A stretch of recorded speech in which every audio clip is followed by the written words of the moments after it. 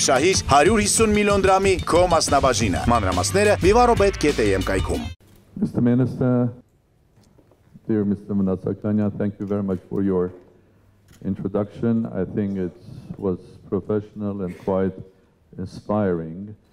And let me start by saying Bari Luis, and also saying good morning, and also saying Dobro Utra. Bari Luis in Armenian means not only good morning, but kind or good light. We are here today to speak about us as humans, and us as humans as a society or individuals. All of us probably, or maybe, except the wonderful saints that lived on this planet, were containing both the kind light and also the darkness inside. So is the humanity. Look at the thousands years of our humanity. We can record huge successes of light, or we can record sad evidences of big darkness. And the fight between the dark and the light is active today as well. And of course, the conference here, which is called Global Forum on Fight Against the Crime of Genocide, is about fighting the dark behavior of humanity. Well, there are many elements of this darkness. The way we look and behave ourselves with our planet, call it fight for climate change or cleaner nature or a home that we will all love and care of, apartheid, rights of people who are different by race, by their gender, by their nature or religion. All of this is at the end of the day simply the dark side of it. And unfortunately, the darkness is not over, it's there. And with the time, because we live in the 21st century when many things are developing very fast. I think we are a globalized world. Our interconnection is very strong. Anything happening in this planet spreads very quickly, creates roots or followers, both on the dark side and also the light side.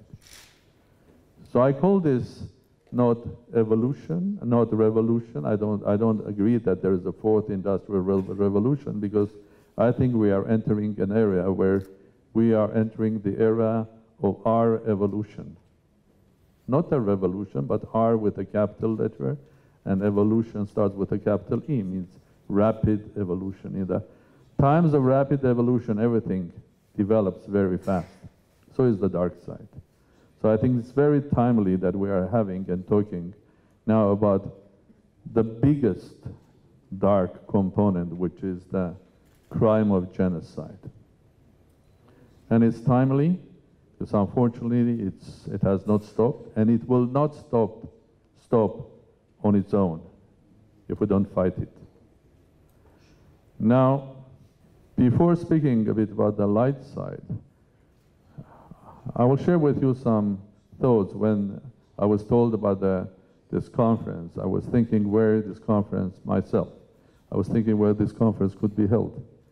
Probably there are 2 or 3 places in the world that you can have a conference like this. And in this short list of places, Armenia is the first, because Armenia was the nation Armenians and the land where the first genocide, big genocide of the 20th century happened. And when I was thinking, okay, in Armenia, where in Armenia? Again, a couple of places, and one of the first things that comes to your mind is the Museum of Genocide. I'm sure that all of you have visited that place, the memorial and the museum. And the second is this place. But when I compare these two places, these two museums. The Museum of Genocide is about the history of the darkest event that happened in the 20th century, the Armenian genocide. And this museum is a temple of light. And I'm so happy that being in Armenia, one has to visit these two temples.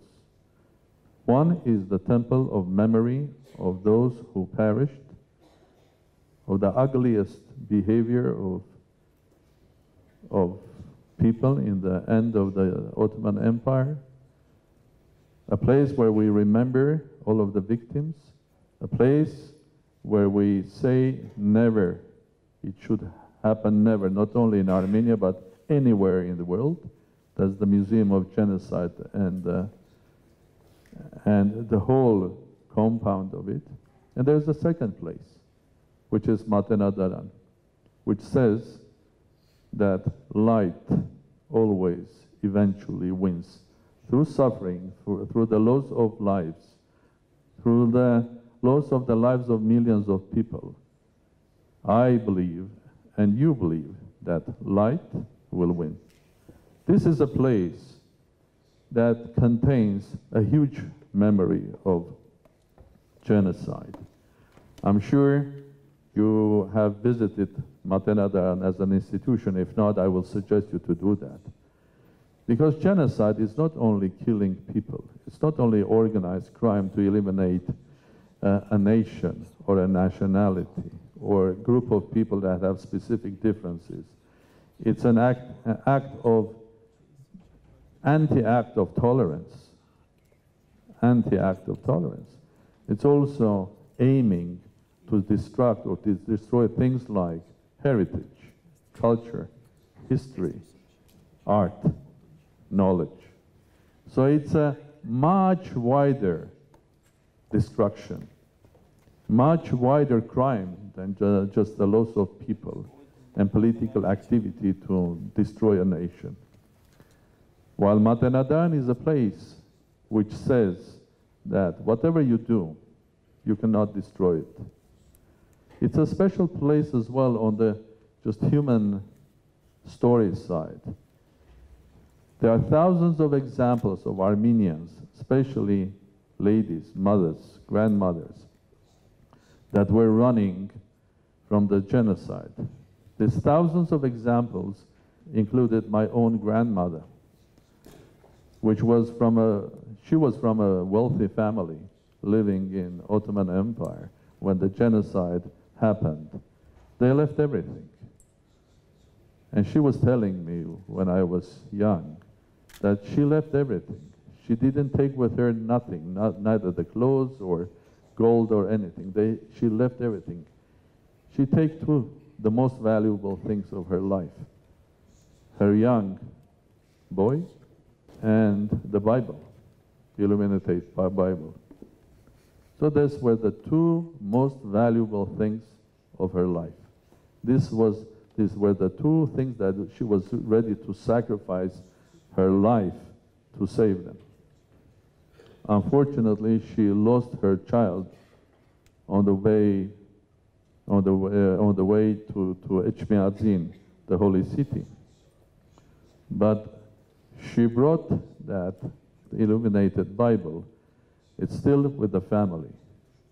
It's still with a family that contains not only the history of more than 450 years old, because that's a Bible of 450-year-old Bible, beautifully illuminated, but it contains also the pain and the memory of the lost child, someone that never grew up, someone that never became an adult, never made a contribution to art and culture, or business, or politics, never had children or grandchildren.